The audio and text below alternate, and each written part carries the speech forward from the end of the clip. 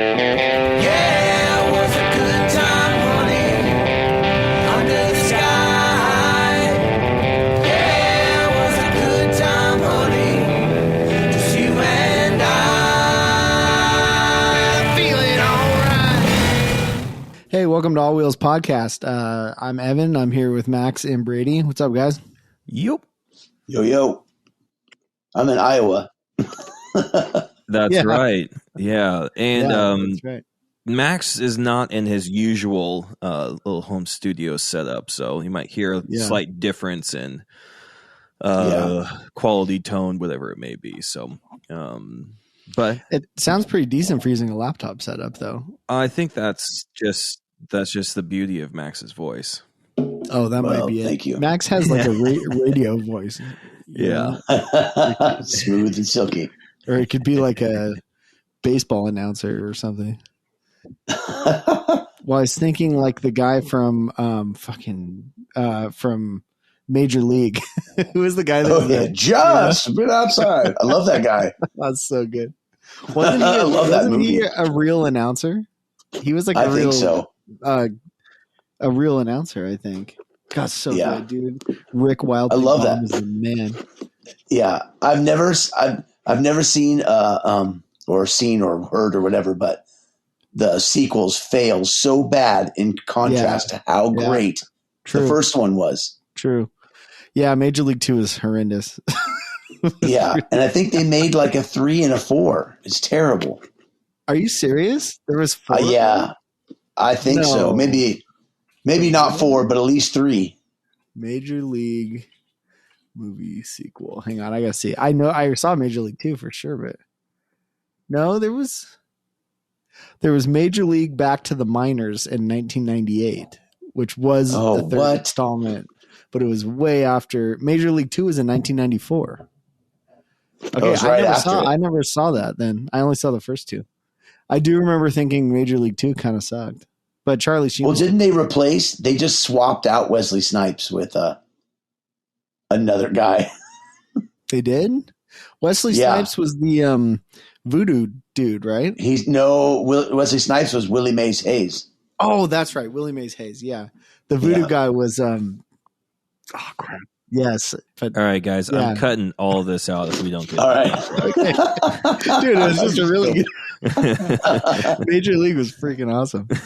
Okay, anyways. Okay, so tonight we're talking about your first fire up on a vehicle. It could be a new motor or just a new to you vehicle, pulling something old out of a barn and getting it running again. So kind of how I pictured this one, like that this scenario would be, say if you rebuilt it, someone rebuilt it, putting a motor back in the car, truck, motorcycle, whatever it may be, or a project similar to, say, Evan, what you just did and doing with your BMW, where you're kind of going through everything. And a lot of the times, especially with motorcycles, like everything really.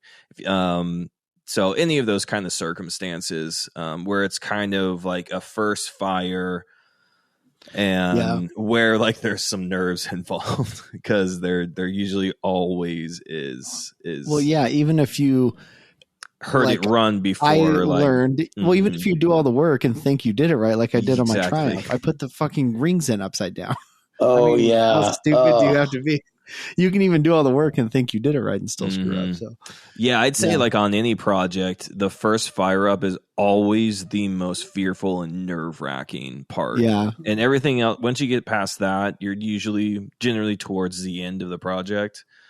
Everything is pretty downhill as far. Well, not downhill in a bad way, but smoother sailing. Smooth sailing. Yeah. Well, but then once you get your first fire over with, it's honestly, pretty awesome. It's definitely there's terms for celebration, but every single first fire I do, I still feel the same nerves that I do on my first one. What I always think, this probably doesn't even matter, but I always think like, okay, if it fires up and runs, think about even if a motor's sitting there idling, it's spinning at like 1,000 RPM. That's still pretty fast, right? Oh yeah. I mean, not definitely. for a motor, but that's still pretty fast for something to turn. So I always Yeah. think like, okay, if I started it and it ran and it didn't blow up, starting and idling it, it's probably okay. And then I feel a lot better. It's not always true because I've blown them up immediately afterwards, but makes me feel better. Yeah, but a lot can still go wrong after that. Oh no, I'm well aware. I'll let you. I'll tell a story at some point on how long a dual overhead CB750 can run without any oil in it. Oh no, I do want to hear that because I have no idea. It's longer than you might expect. All right. Well, real quick, what have you guys been working on? What's new? I'll knock mine out real quick. Go for it. Not a whole lot, but that 57 392 Hemi. Yeah. Finally got that thing sold. Oh, nice. And there's two guys. That was quick. Yeah, it was kind of sold already and then held for someone. And then there was like a last minute back out kind of thing. Right. Which happens. And then, so. Did that one have a blower on it? So, yeah, it had a blower that we were selling as a package together. But the guy that ended up buying the motor, he already had his fair share of blowers.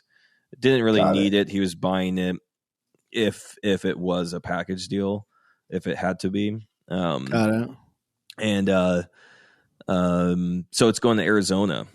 Okay. And it's going into a 34 3-window.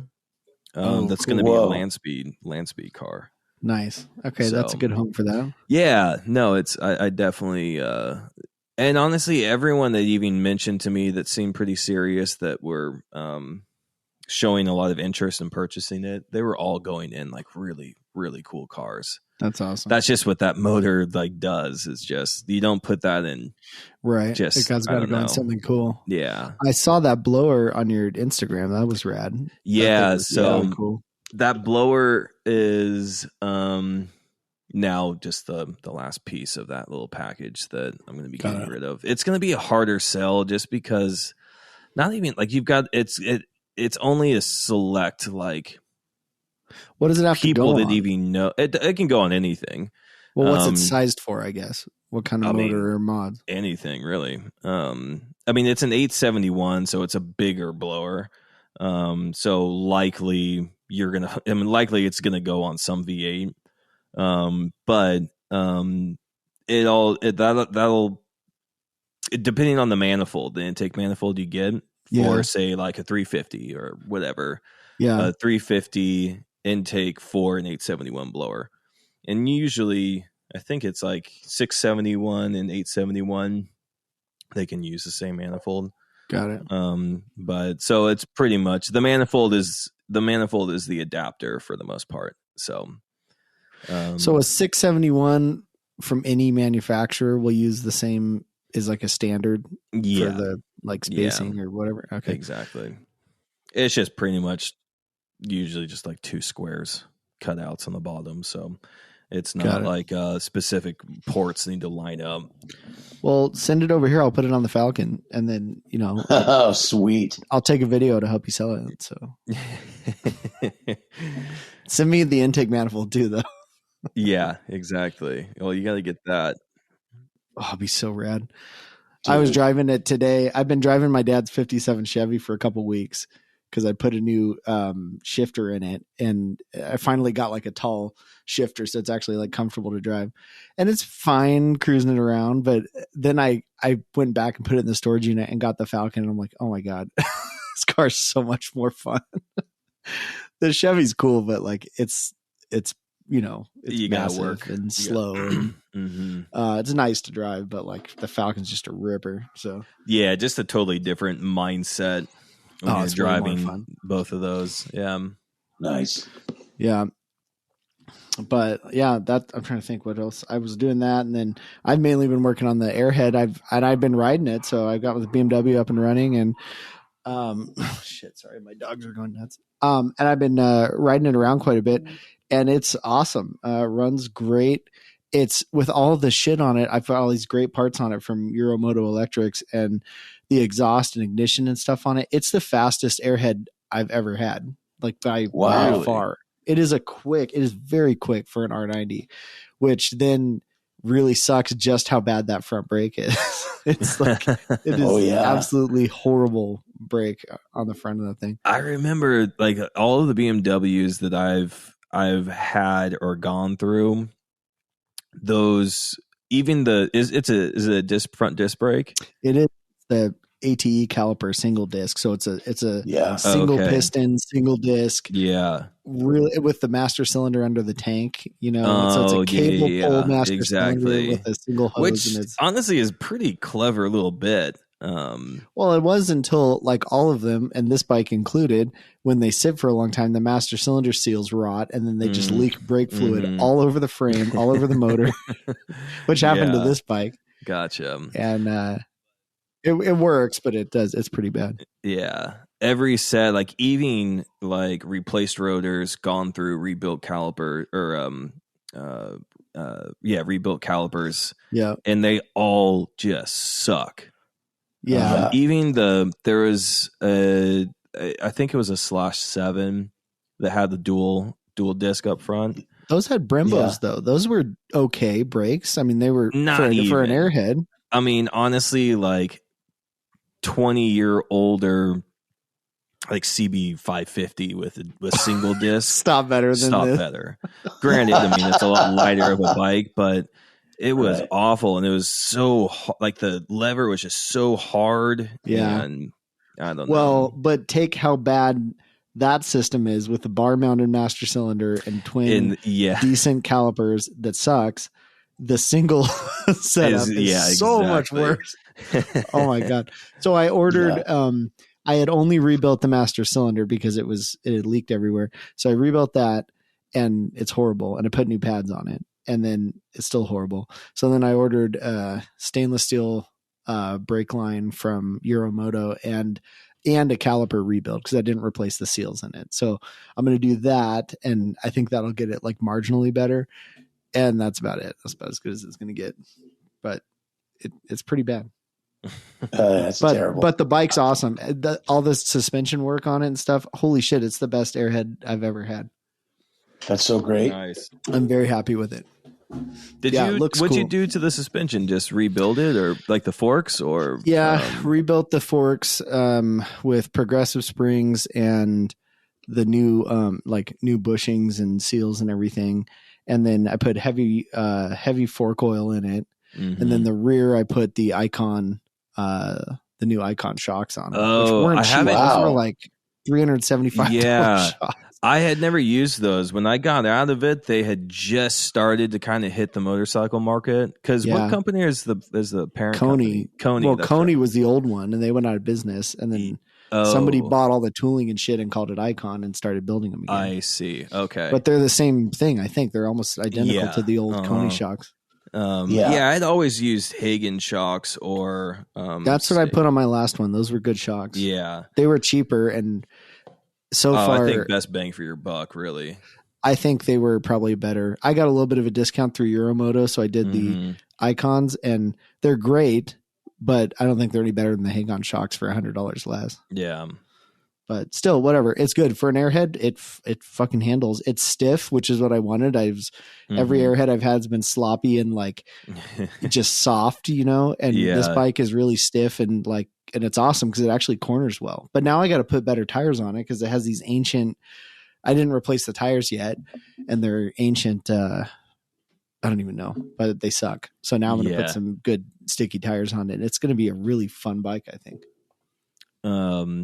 Yeah, that's funny. You mentioned how sloppy like BMW suspension is, or just like floaty and like mushy. On that trip we did to Canada, didn't they both blow out on you on your old black bike?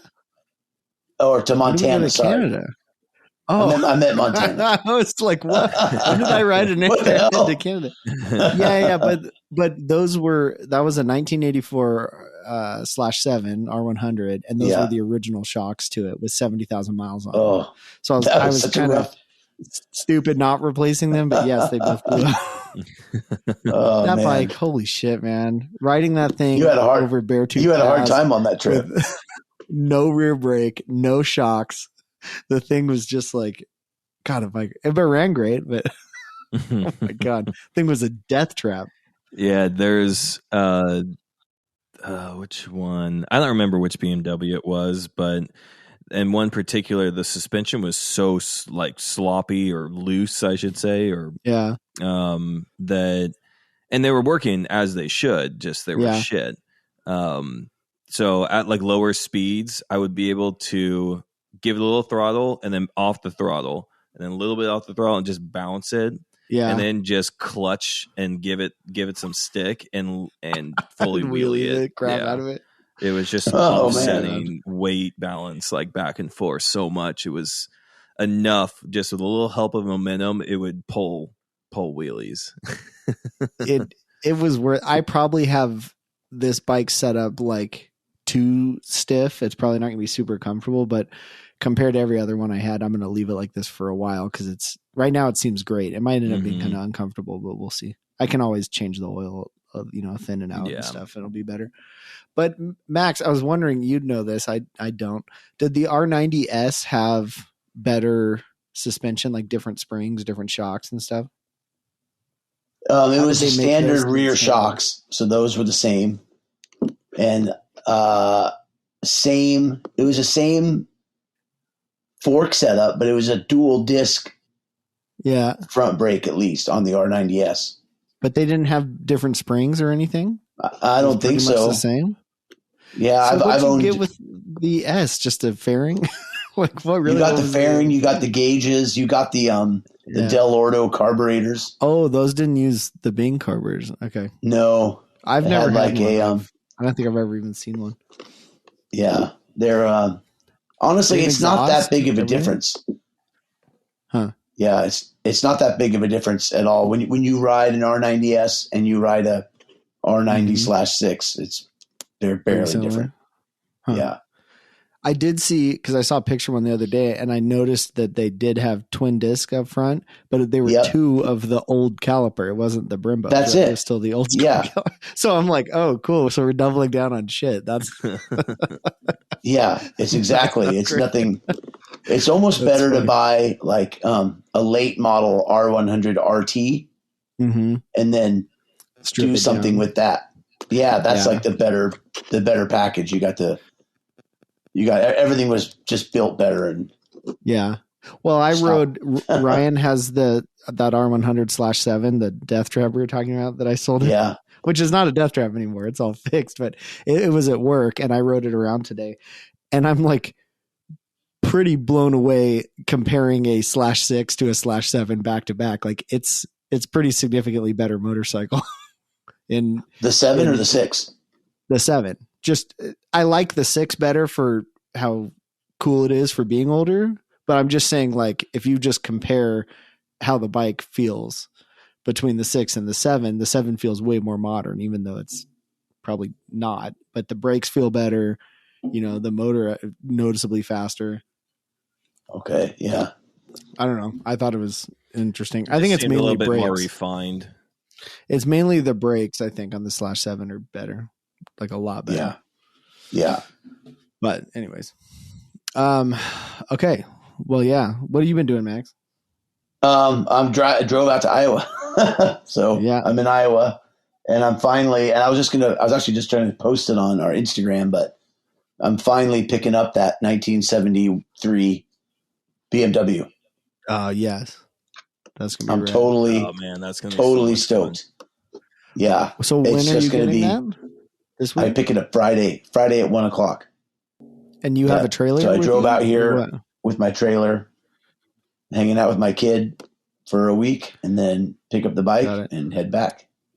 Man, That's gonna be awesome. send us a picture of that Fiat 500 electric towing that trailer. think he Not drove- the Fiat. He has 8,000 charged stops. Dude. It's got Oh, solar man. panels and a cornfield. Yeah, the trailer also has a generator in the back hooked up to it. Yeah. But it's electronic, dude. It's good for the environment. Yeah, that's cool. That's it. Nice, man. I'm That's pumped fun. you're getting that project you've been talking about since I've known you.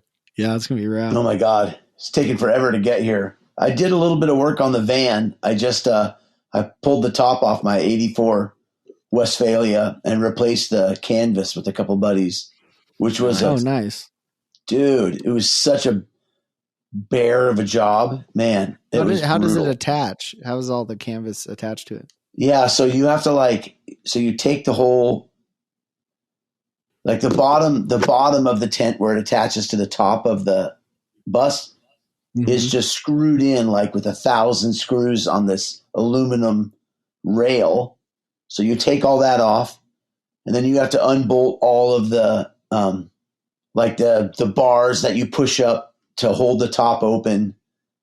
You have to unbolt all of that and unbolt the hinges from the rear. And then it takes one guy on each corner just to lift it, and we flipped it over. And then this tent is stapled with a staple tack strip. Oh crap! Oh my God, with 1,000 million staples. Yeah. How is it sealed against the roof? Is there like a rubber seal or silicone or something? At the end of the tent canvas, they put this like rubber seal, and you pinch that in the aluminum track. Oh, so it's like a pinch weld. Okay. Yeah, it's pretty basic how it's nothing extraordinary, but it's done the job. The last one did the job for 1984, almost 40 years. So yeah. This new one is just nice, and it's got What did that have on it? 200,000 miles or something? 247,000 miles. Damn. Yeah, I'd say that held up pretty well. You got your money's worth. Dude, I think so. Yeah, I think this new one's going to be great. It's got 3 windows in it, so for airflow, it's a lot better. But so yeah, it's fun to do a little bit of work on the van, and now I'll be psyched to get this Beamer home and start yanking it apart and enjoying myself. Nice. I can't wait to see it. I'm bringing over beer when you get back. Yeah. I'll post a picture to our Instagram so people can see it. Yeah, definitely. It does not run, right? No, it's been in a barn for 10 years or something. Yeah, you'll see it in this. I'll send a photo. You can see how dirty it is. It's got a huge windjammer fairing on it. You showed me a picture one time. Yeah, I don't know where I. Oh, nice. I think you have posted that on Instagram already. Oh, I did? That sounds familiar. Yeah, you did. I know I've seen the picture of it a while ago. Oh, yeah, there it is. Yep. So how do you know how do you know this, or whose is it, or whatever? Well, it's a really cool story. This when I was in like 3rd and 7th grade. Oh, there it is. Yep. I lived in Arizona. Yep. My dad got his PhD at Flagstaff, and there was 2 guys that I just have maintained a long friendship with. And one of them had called me and to tell me, like, this is like a couple of years ago, my friend Brad.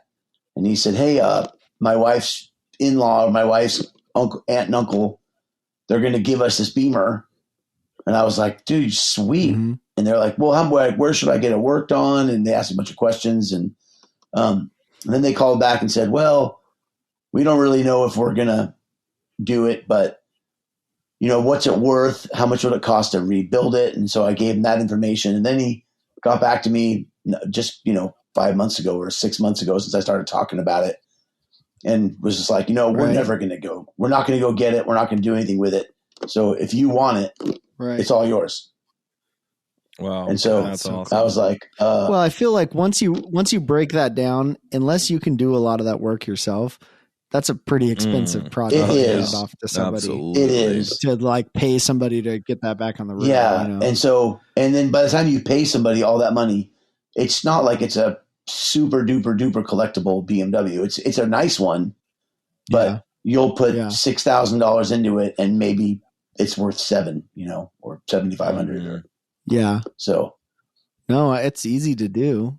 I feel like I spend another, I don't even know, 1,500 or $2,000 in parts or something on mine, and then probably put 30, 40 hours into it. And I didn't even restore it. I just cleaned it and tuned it up and fixed a bunch of stuff and got it ready to ride. But that was not even a restoration. It's like, holy shit, dude, you could blow yourself out of the water on one of these. It goes quick, and you wanted to pay somebody. Yeah, the money goes quick, and you have like an in, and so like if you didn't have any sort of I got discounted parts. Yeah, I did. I guess I did way over. I didn't need to do that for a lot of it. I overspent to make it cool because I wanted to build the airhead I wanted, but so you could do it cheaper, but still, anyways, I just feel like if you had to have somebody do it for you, like if you added the labor cost in, holy shit, man, that could get out of control. You'd have your ass handed to you quick. Yeah, I did it over 4 months, so I didn't really care. You know? Well, even talking cars, I mean, the project that I'm working on, that Triumph,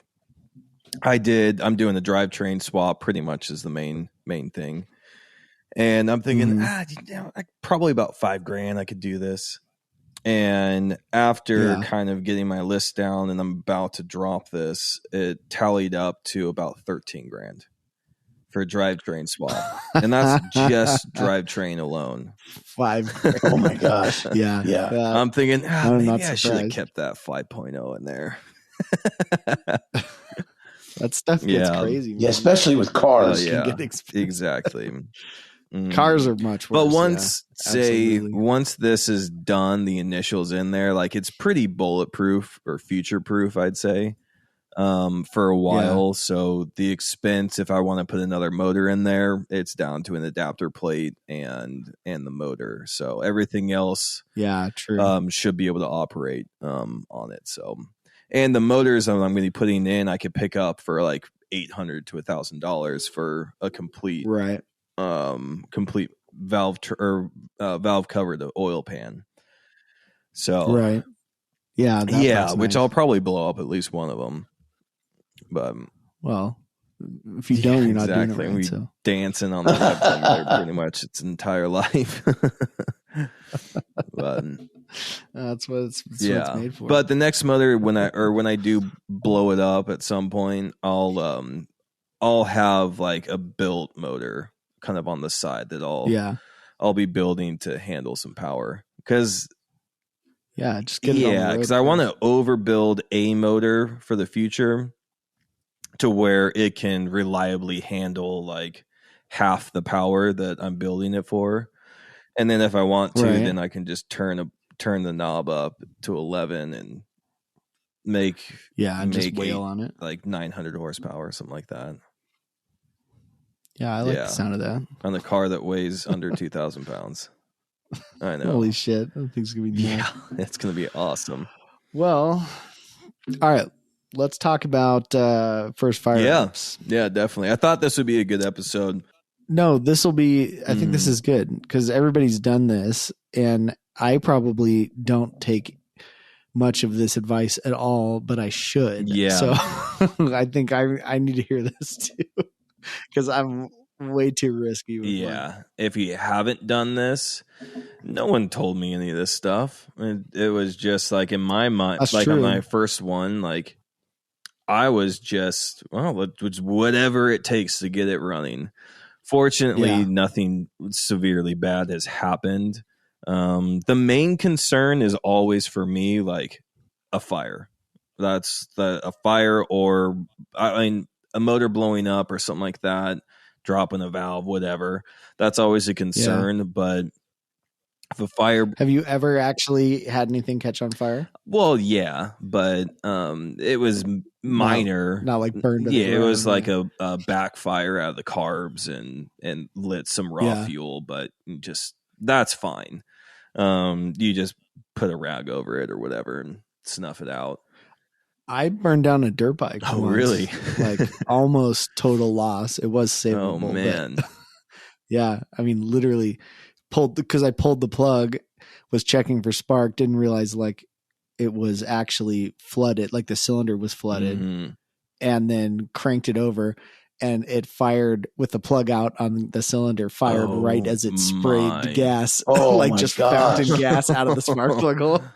Oh my and it gosh. fired and just fucking So it flames probably everywhere. it was probably hydro locked at that point. It Yeah. was. That's why it wasn't turning over. So I pulled the plug and I didn't know what I was doing at the time. And I was just like, oh, it must not have a spark. Like totally not paying attention to the fact the motor can't turn over. But I'm like, oh, it's clearly not sparking. Because probably a month before I'd learned how you could check for sparks. So I was like, oh, okay, this shouldn't be hard. Dude, Oh, I've never, man. it was crazy. Just like fire everywhere. Yeah. But I did have a fire extinguisher. Yeah, So I was able to that's get good. it out before the gas tank itself caught on. It was bad. Yeah, no, I learned a good lesson with that. Never done that again. Man. Well, so like I mentioned before, just the kind of circumstances that these notes are kind of going to be following or being packaged into is, say it's a project you've been working on and it's time, like getting closer. Pretty much for me, like as soon as the motor's in, it's wired up and like fuel's run to it, whether it's in the jerry can or not. I'm ready to freaking hear it roar. I mean, there's nothing like a mid-build motivation than hearing the thing fire up for the first time. That's what I was going to say. It's the best way to stay interested in finishing exactly. Totally. That is, definitely. Hearing something run has saved projects. Absolutely. For sure. So, absolutely. Yeah. So the stuff before thinking about firing it up, just kind of a little quick checklist of things you want to make sure you have or have checked or have nearby. First one being having a fully charged battery. Not only because you might need a lot of the power supply from the battery because it may not start right up. So you'll be cranking on it for a while. Kickstart bikes, not necessarily so important. But it can affect spark. Exactly. So you at least want to be topped off with voltage. Well, and you want the appropriate sized battery. Not a UPS battery. Yeah, right. True.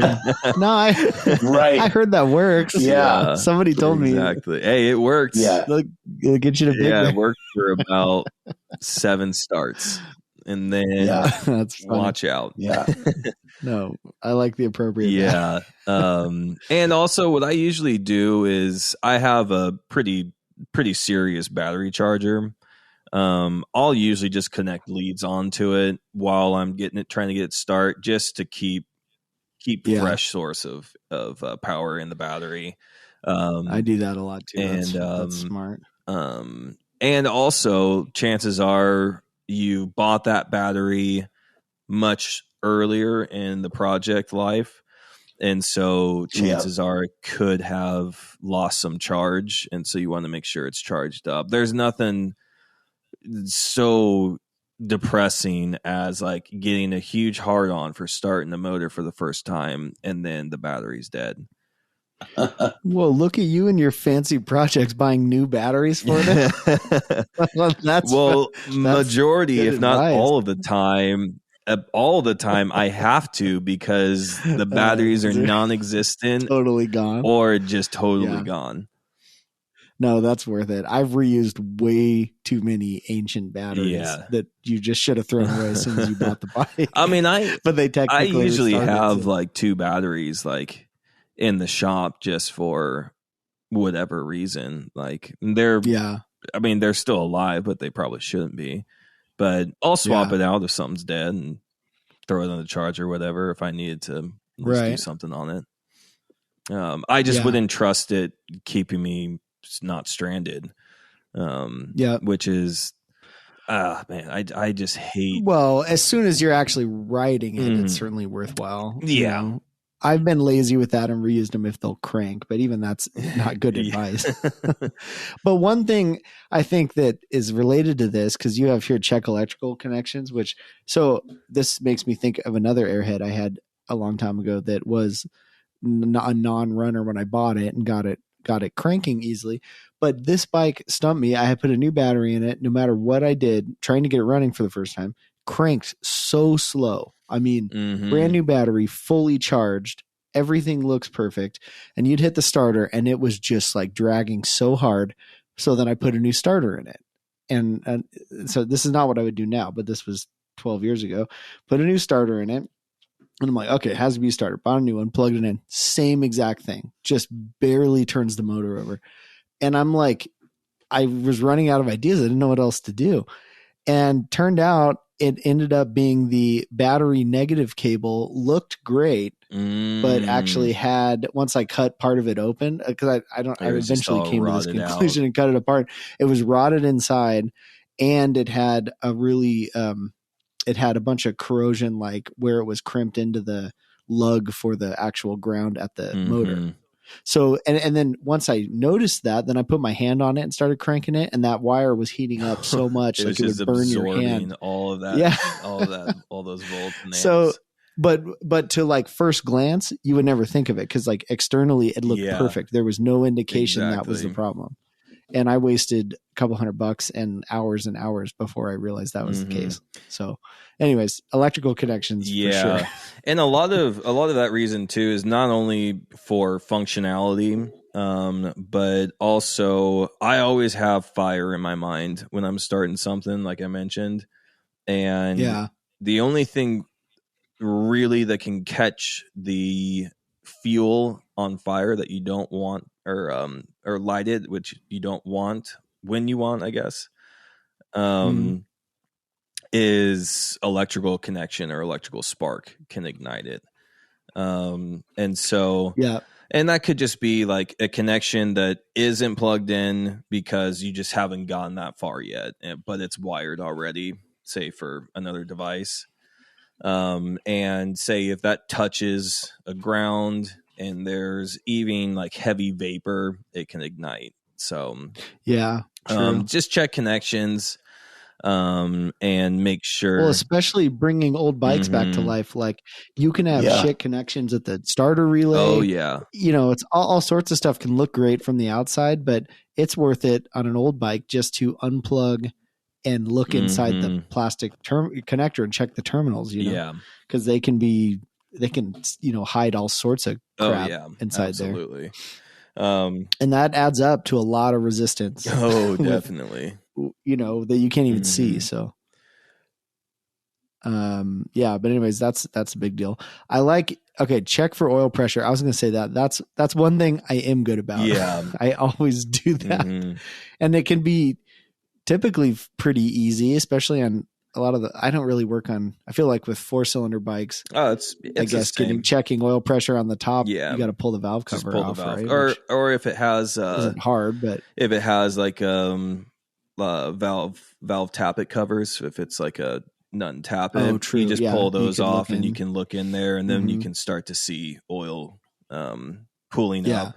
Then you know, that you've at least getting oil. Not all the times I'd have like a gauge hooked up, so my levels wouldn't necessarily be there, or my PSI wouldn't be there. But if I could visually see oil coming out from the top of the motor, then I know it's getting oil at least. I'd be happy with that to move forward. Well, at least then you know you're not going to grenade. You know, your valve exactly. Just likely instantly spin bearings or On the airheads, I always just pull the valve cover and set it down right underneath the cylinder, right underneath the rockers, and then crank it over a bunch with the plugs out. And grounded. One thing I was going to say is if you are cranking the motor over, not intending it to run, make sure you ground the plugs somewhere so they can fire and discharge the ignition. So if it's electronic ignition, for sure. And even old school points, like the coils aren't always totally happy if they can't discharge that way. So it's I've done it plenty of times and never hurt anything, but like you absolutely can if you're unlucky. So yeah, that's never happened to me, but I've always heard that, and it's always just safe practice. Ignition parts are not always the cheapest, so no, I've killed electronic ignitions doing that. It does matter for sure. The capacitors in there are not happy at all. On a CDI system, they are not happy at all doing that.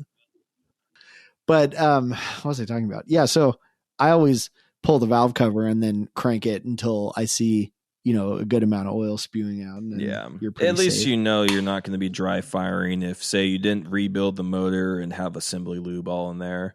At least the motor is pre-lubricated.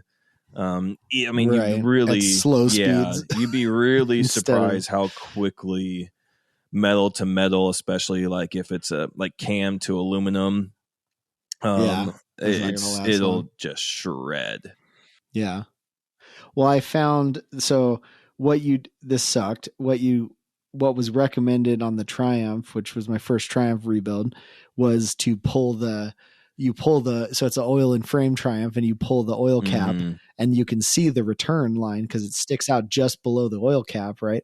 And then you just kick the fucking shit out of this bike for an hour until the oil pump finally gets enough oil that you see it come out of the return. Oh yeah, I thought that was my gosh. I remember that too, actually. On you could, if you wanted to pull the tappet covers, you could actually see some there first if you want to look close, but I had already sealed them up, so I just sat there and kicked it for it felt like forever until I finally got oil out of the return, but I thought that sucked. Yeah. Anyways. Well, at least you pull the plugs. I pretty standard never do. And for no other reason than I don't want to do it, but I just make myself struggle so much more kicking a bike over with plugs still, compression still. So what I'll say though is even if you have an electronic ignition, if it's a TCI style, so meaning it simulates points. So it's not a CDI system. It still uses some sort of breaker system, even if it's electronic. Gotcha. And the way to know is if the ignition coil has a switched positive from the key switch going to it. So if the ignition coil is being supplied battery power, that type of system is not likely to be very picky about it because you have that massive ignition coil protecting everything. Oh, okay. But if it's a CDI system, meaning the ignition coil has no power supply whatsoever other than the ignition box itself, those are the ones that are going to be really picky about not discharging them. Okay. Well, that makes sense. So that's probably that's why. Kind of the difference. For what you're working on most of the time, you probably weren't taking a major risk. Yeah, exactly. But I've done both, and I've only blown up one in my whole life. So it's some of the earlier, it's not that big of a deal. Yeah, some of the earlier XRs that had like early CDI like technology or whatever. Those were very prone to failure. Yeah, I always did it on that at least. I think that's where you're most likely to kill one. Yeah, But anyways, whatever. I don't think it's a insane risk or anything until you do it, and then it's an expensive part to replace. Especially if it was a Pamco you can't get parts for anymore. Well, then you just go to what is it, Dynatech? Yeah, Dynatech still makes all that stuff. Well, anyways, oil pressure I think is very important. Yeah, so pretty important. That's your biggest like safeguard against toasting a new motor with no plan. Yeah. But timing is a really good point. So if you did or weren't sure or changed anything, you might as well set the static timing before you, or check it at least, before you start. And timing on motorcycles is a lot easier to do static than say on most car or truck motors. Well, and haven't you found, I feel like I've seen most of the time, especially in old stuff, there's not enough adjustment in it anyways that you could set it to a point where it would damage anything. Like it might not run, it might backfire. It's not likely to blow anything up because there's just not a way for you to install it backwards or or time it so far out that you're dangerous. Yeah, no, that's a good point. But I'm sure there's exceptions to that, but I can't. Well, yeah, if your adjustment comes from like a like an ignition beaker or whatever, a point speaker, where majority, at least the ones that I was doing, even like the Harleys do have those too. Yeah, like you said, there's not enough adjustment. Aren't they usually bolted in with an offset or something so you can't put them in backwards? Well, no, I'm saying, I guess I'm agreeing with what you were saying. Like you can't adjust it one way or the other. Just in the adjustment range. Yeah, I mean, what's timing adjustment on a points plate? Like typically it's 15 degrees or something. Yeah, right? That's about it. Like, yeah, it's very small. Mm-hmm. And I noticed, so I was just thinking of this because I left the points in the airhead and got it running on the points, even though I have electronic ignition in it. I left it all in there as a backup so I could switch to points with one wire change if I ever need to. And it is, the points plate actually has offset mounting screws that attach it to the motor. So there's no way you could put in the points plate 180 degrees off. Yeah. And I've never noticed that before, but I was like, oh, that's cool. You literally can't put these in wrong. They're idiot proof. Like the holes only line up putting them in the right place. And then I played with it and it will actually run anywhere in the entire timing range. Just I mean, poorly. It's not happy about it, but it will run anywhere in that adjustment range.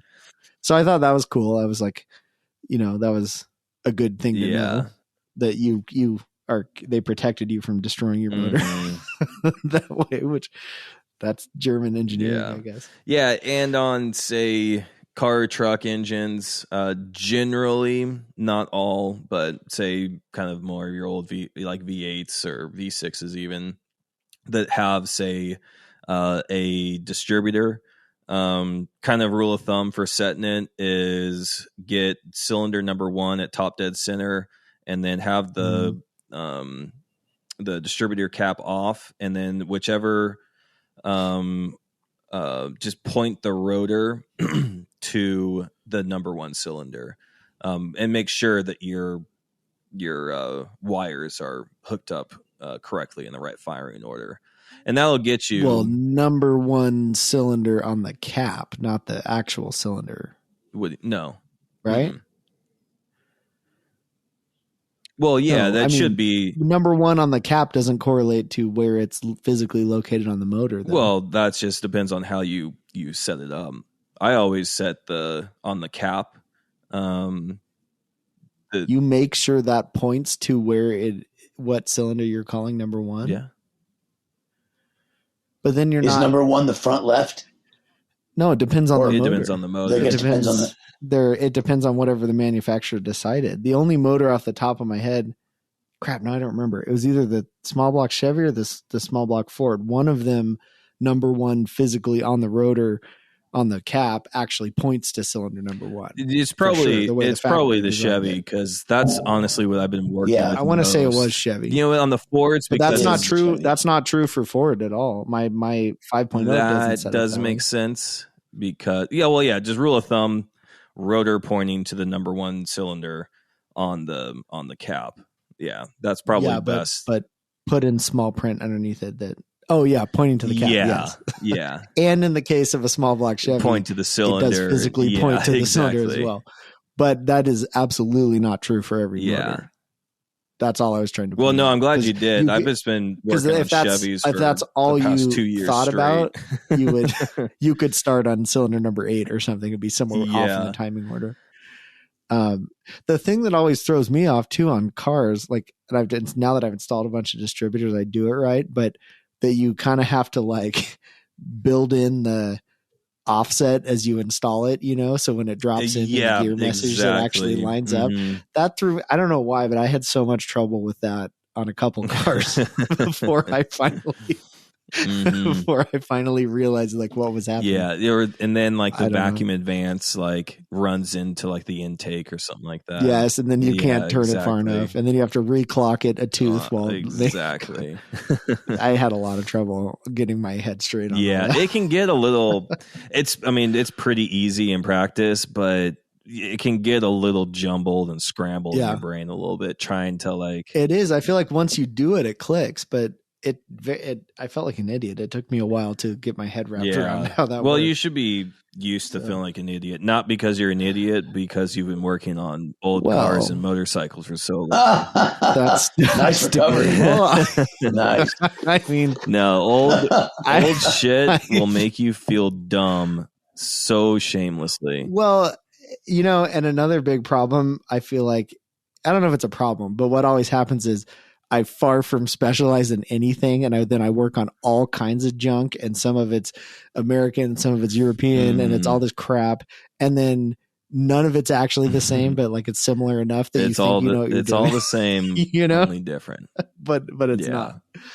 So that screws me up all the time too, where I get way overconfident and assume shit. I'm totally wrong. Yeah, I think we're all guilty of that. Yeah, that happens.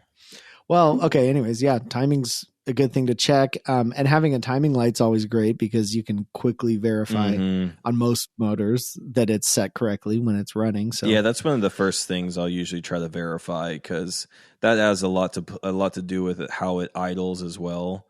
And then generally, like on the first start, you want to get it idling so you can move around freely and do checking. Yeah, and not be fighting.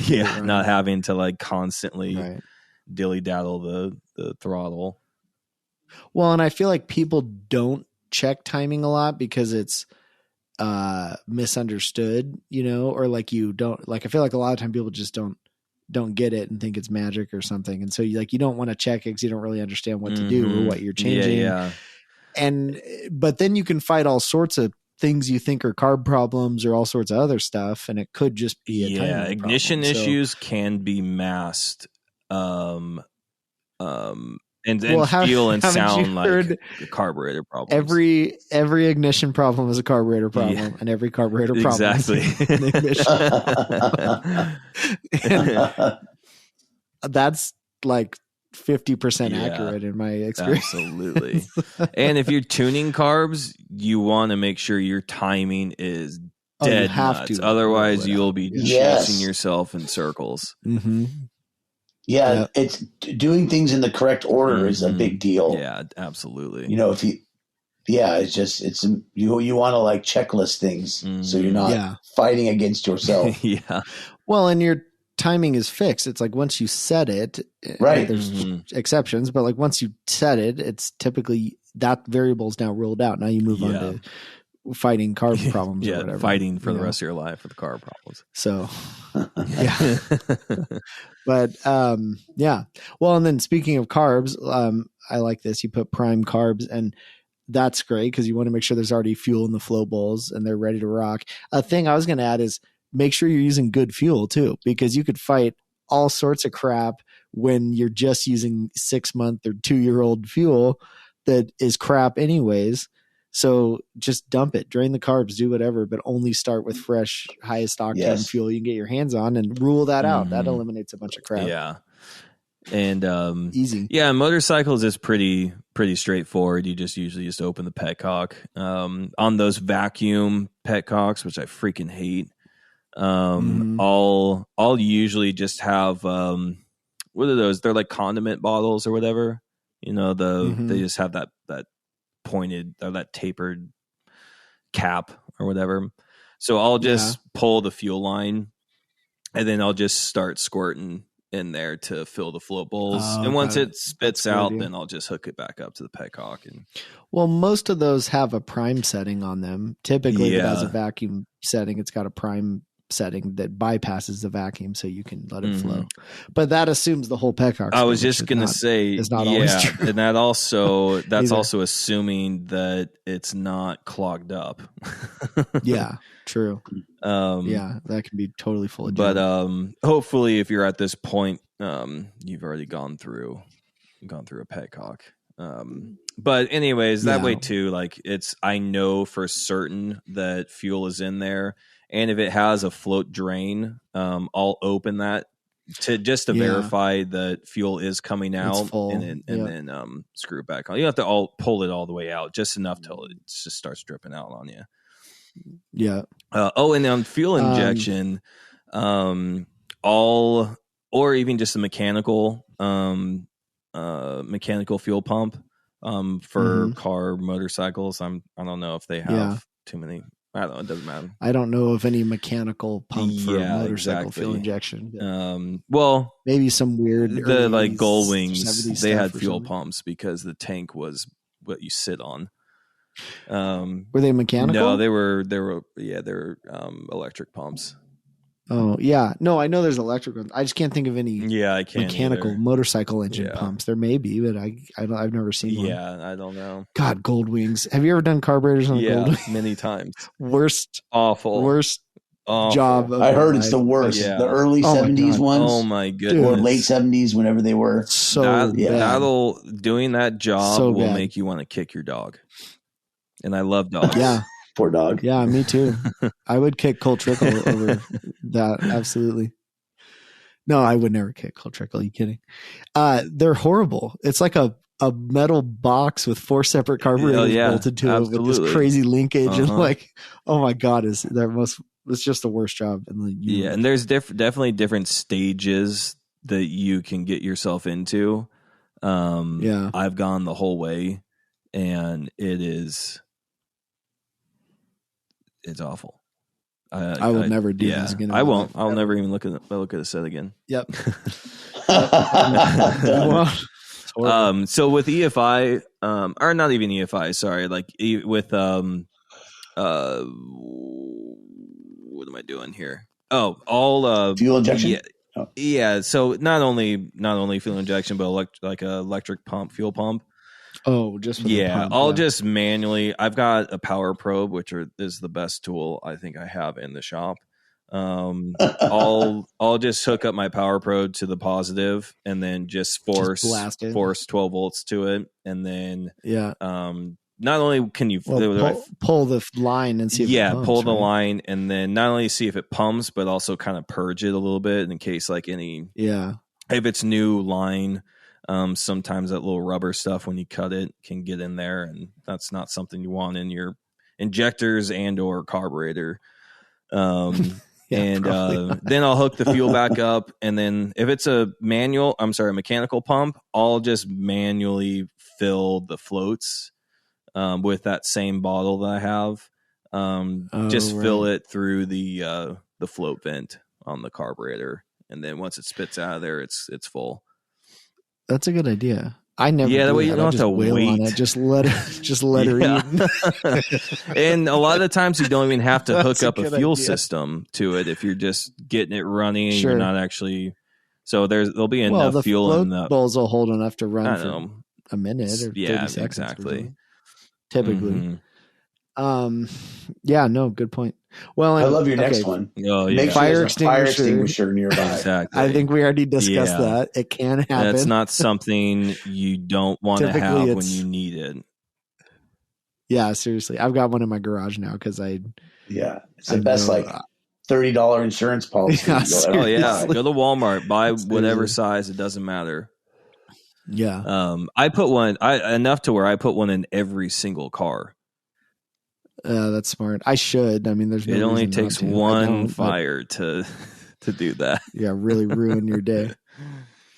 What about you have either handy, but I always use ether brake cleaner. Yeah. I was going to put brake cleaner, but ether is really the what. But my question is, is there actually is there a difference? What is the difference? Because I've heard the name, but I don't even know what it is. A huge difference, but will it do the same thing as carb cleaner or brake clean? Absolutely.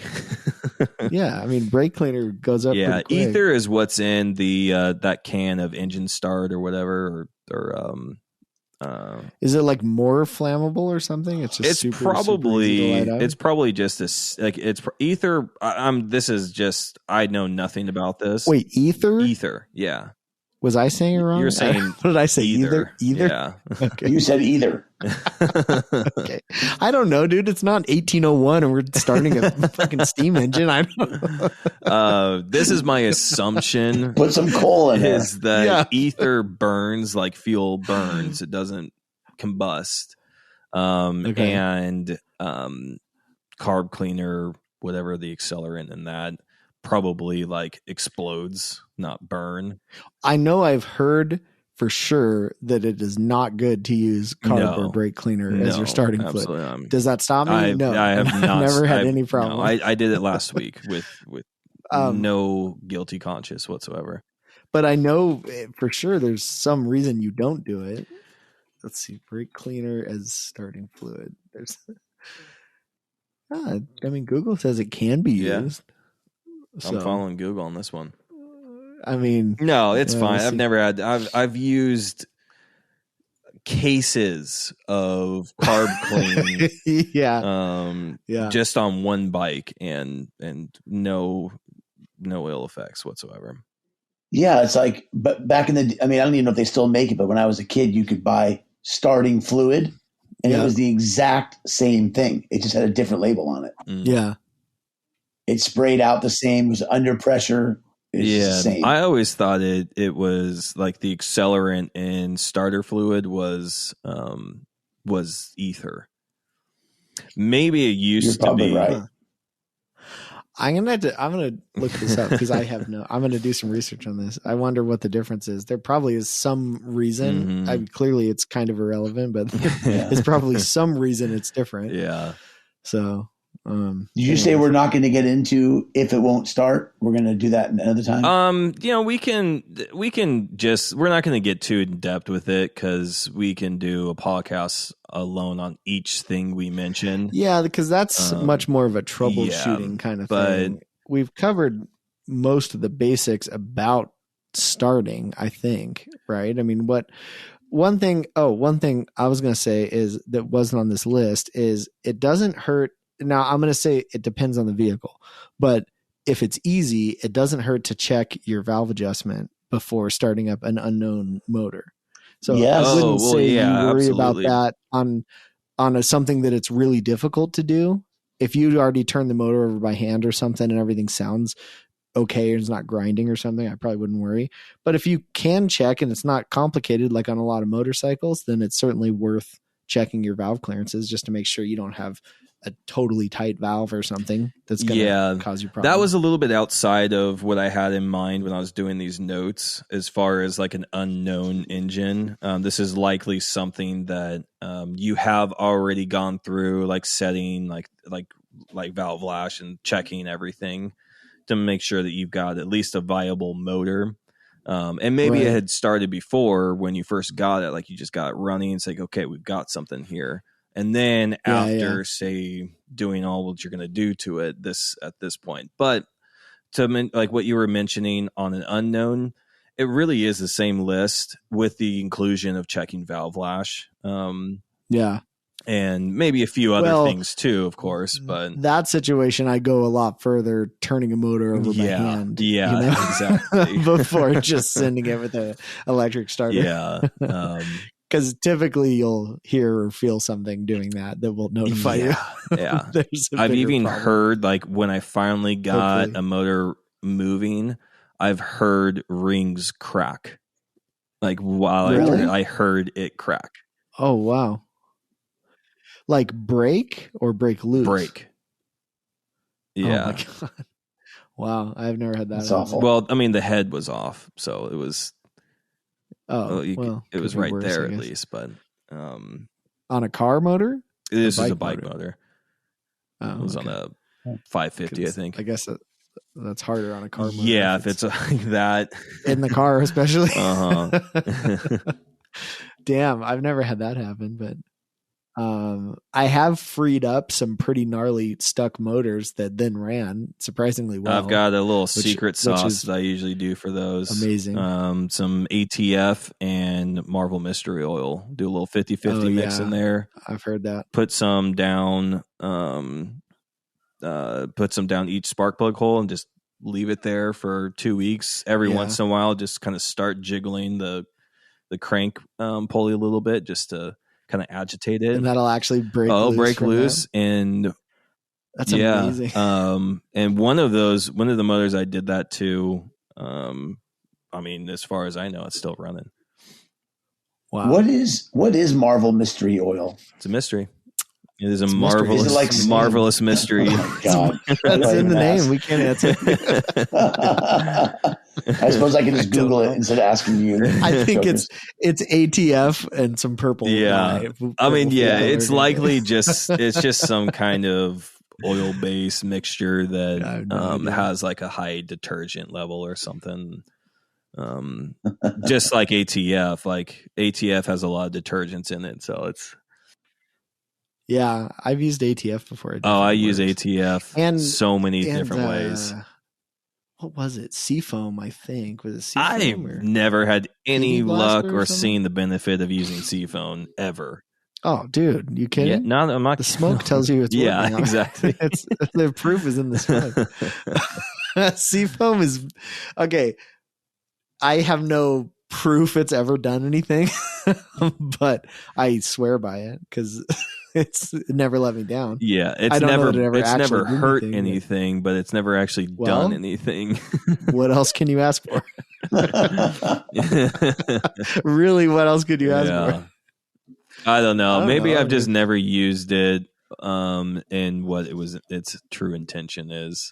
I will say, if you read the bottle, it tells you to, so if you want to use it on the fuel system or something on like a car or motorcycle, they tell you to disconnect from the Vacuum lines and have it like from the suck brake it up booster, or whatever. and then just let it mainline That is the motor. That is outrageous. I did that. I've done it once. I've done it once. Yeah. And it was the most smoke I've ever seen. ever seen in my life. Yeah. And it did nothing to improve the vehicle. So since then, like, I'm a fan of mixing it in a tank of gas. Like, I think it does work as a fuel system cleaner, but holy shit, I cannot imagine why in the world they tell people to do that. I'm having flashbacks of that freaking crazy smoke show, and I was not expecting it either. I did it on my second street bike ever, which was a Honda Nighthawk, a 750 Nighthawk.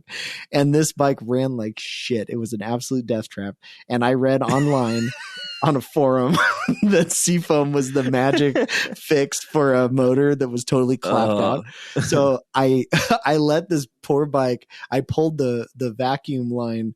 I put the Petcock on the prime setting, pulled the vacuum line from the carb rack that went to the Petcock, and let this thing mainline Seafoam straight into the carburetors. Oh, man. And I ran a whole can of it. The bike's chugging, barely running because it's eaten so much Seafoam. That's so wild. I wonder why they say to do that. What it's supposed to do. No idea. It's on the can. I mean, it's literally on the can. And generally, like, some of the problem areas, like a vacuum line bypasses all that because it's after the carburetor in most cases. On this bike, it was probably on one of the carburetors, or part of one of the carburetors. So just one of them was good. But so that didn't occur to me at the time either. It was only going into one carburetor. Oh my god! But that one carburetor, man, ooh. It was clean as clean as a whistle. Oh, jeez. Oh, gosh. So dumb. That bike was still smoking when I sold it. And I told the guy, I remember telling the guy, like, don't worry, buddy, just ran some Seafoam through it. That'll clear up in no time. It's probably like permanently impregnated in the casting of the carburetor. To this day, that 84 Nighthawk is still smoking. Still running around San Diego. Oh my goodness. Blowing clouds of smoke. All right. Should we keep running on this list? Yeah, let's keep running on this. We can clean it up. So while assuming you do have the motor running, no matter how much carb cleaner you have to shove and force down the intake or Seafoam. Oh yeah, maybe keep the Seafoam on the side until you got problems. I wouldn't start there. So yeah, we've already covered some of this. So adjusting the idle, that's generally one of the things I do first. Getting the motor to idle. And the first thing I usually tackle is the ignition timing. And it should be an easy Google search or in the manual, find what your timing is and procedure. And it's important that and the procedure to get that set at the base timing. And then there'll be some dynamic timing mark that you should see at your idle setting. And if it runs well enough, you can run it up and see that it advances correctly too, but that may not be the immediate concern. Yeah. And then what I'll usually do after timing is, if needed, adjust the idle screw or whatever it may be to increase the idle just to where it's at least, even if it's higher or lower than it should be set, just something where it's idling stably. And then at that point, I turn my ears on and I am listening to absolutely everything on say like a hydraulic lifter motor. Give it a few to swell up and fill with oil. And that's where a lot of that valve train like ticking sound comes from. In most cases, it's not definite, but I think the key is, like you put, sound violent. Yeah, if you'll know the difference. If it's just some like tippy toes, kind of, just give it a minute and hopefully, and it should smooth out. But if it sounds like freaking ice is banging down your door, it's time to shut her down. Well, like you said, if it runs away, because I've had that happen multiple times. It's always 99% of an air leak, like an air leak after the carburetor. Yeah, a vacuum leak. So you have some uncontrolled source of air coming in that you can't control. Control. But every now and then I've had stuck throttle, like stuck slides and stuff before it happens. Yeah. Yeah. So that's definitely happened to me multiple times. Especially on ancient carburetors. I mean, that happens for sure. Yeah. So, and if something doesn't sound right, sometimes it's very apparent. But even if you've got a weird feeling, just shut it down. It's not worth all the potential time you've put into it to just let something slide. Yeah. To destroy. Yeah. And then that's where you're going to go back to basics, and we're not going to go through that, but just kind of going through everything. To confirm that. Well, the main thing you can find is even on these old motors, like they're pretty durable. There's a reasonable chance if you rule out all the crap and get it running well, like a lot of times they got a lot of miles left in them, even if they're really old. Absolutely. So like you said, it's not worth trashing the motor just, for no reason. But yeah, listen, I think that's the key. Listen to everything it's doing. Yeah. Decide from there what to do. I keep checking oil pressure is pretty key. Like it's not that hard to pull a valve cover back off or something and make sure that you still have good oil where it's supposed to be. Yeah. Yeah. Cause a lot of the times too, and likely with, say engines that,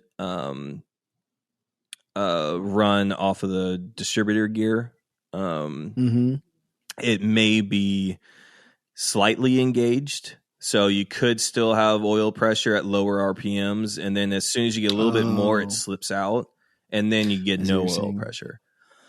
It's not a common thing, but it's just something. And oil pressure is one of the main things that keeps your whole motor lubricated. And just to be confident on you have solid oil pressure is pretty crucial. And check your gauge. I keep seeing gauge and I'm like, what motorcycle? And I'm like, okay, we're talking about cars too. Yeah. If you have a gauge, I mean, check it. Absolutely. Bikes, that's a little harder, but they're also typically easier to check oil's getting where it's supposed to. Yeah, so, definitely. You don't have to pull a huge valve cover for a V8 or something. And also it's not a bad idea to, I'm sure you guys would agree, just to get one of those small, like 1.5-inch, 2-inch oil gauges. And then find whether you have to tap into the oil system or you can put a little T connection and somewhere. Just so you can have an oil pressure gauge on a bike. That's always just kind of, I don't know, some security. I put one on my Harley. I thought it was awesome, but those are super easy to screw right into the oil pump. Exactly. I feel like a lot of bikes, there's no provision for it. There's kits, like even for the old CBs, there's kits for every single one of them that taps into right next to one of the like bypasses for the oil pump. Have you seen one for an Airhead Max? Did they do an Airhead oil pressure? No, gauge? They just have I don't think I've ever seen one. No, there's not even a dummy light, is there? Oh yeah, there's an oil light. There's an oil light. There's a pressure switch. I've never seen I've never seen a gauge. I've never seen a gauge on one. No.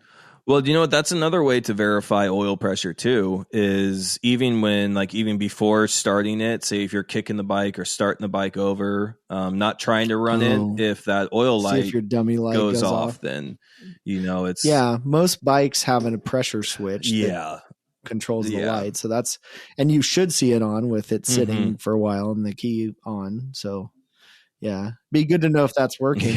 Yeah.